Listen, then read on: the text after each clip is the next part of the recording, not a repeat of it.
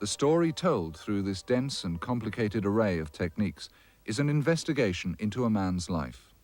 And Caine is seen at different stages of his life, from youth to old age, a bravura piece of acting by the 25-year-old Wells.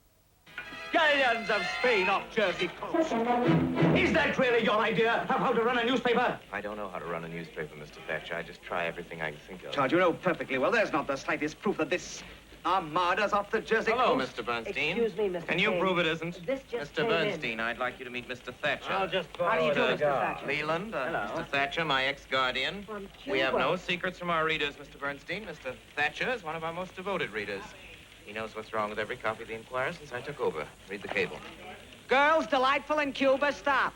Could send you prose poems about scenery, but don't feel right spending your money. Stop. There is no war in Cuba. Signed, Wheeler. Any answer? Yes, dear Wheeler, you provide the prose poems. I'll provide the war.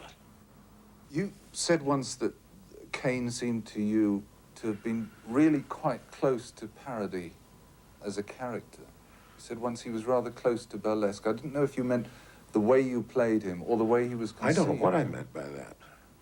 Maybe that comes from one of those foreign language interviews where I pretend I understand the question and say, yes, you know? There's a whole lot of things I'm supposed to have said that really come from me not hearing very well or not being as good a linguist as I pretend to be. You know?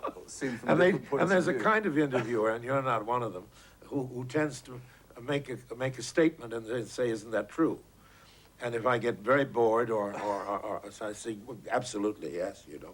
And that may be how come the parody, because I can't imagine what I had in mind.